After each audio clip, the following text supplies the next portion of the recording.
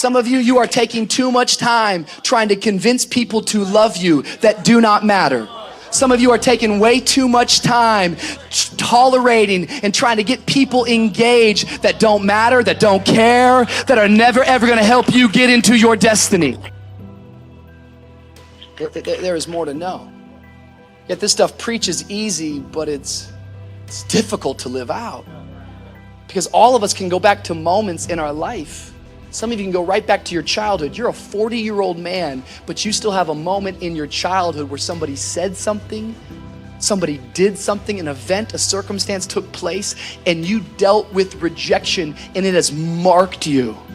I remember when I was young, maybe like 12 or 13, I had this encounter with a family member of mine where I was excited, and I was saying, one day I want to be a preacher.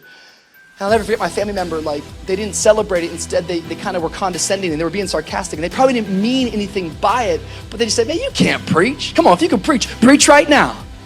I was like, well, I haven't prepared yet.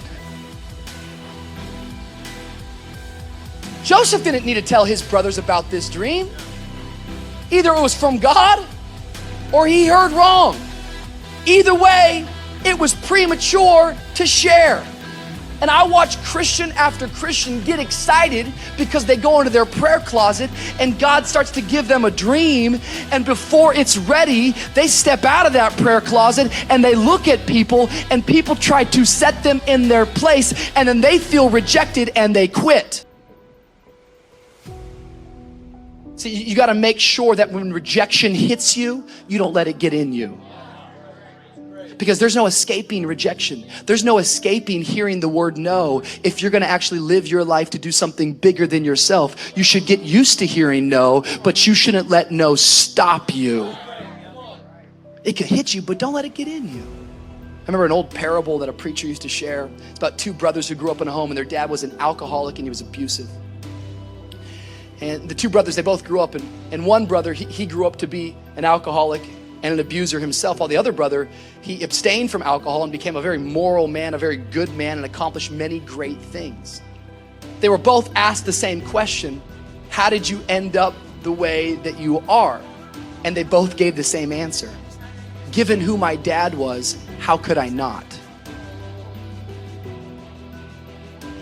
I felt like saying to you this week, if somebody can walk away from your life, let them walk away.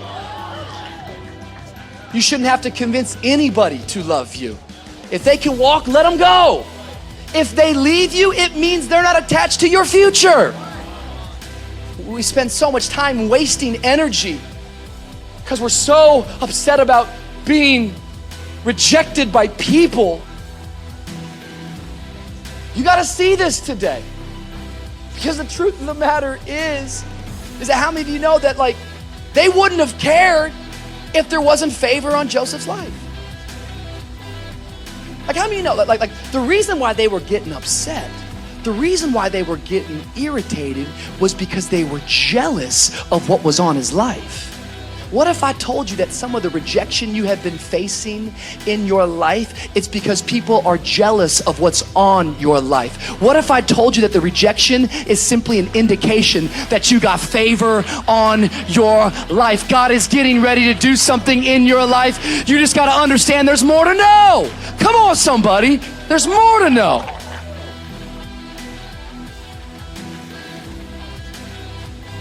Two guys in the same home with the same experience, yet one guy decided, I'm not gonna let this thing get in me, while another man let it absolutely define him.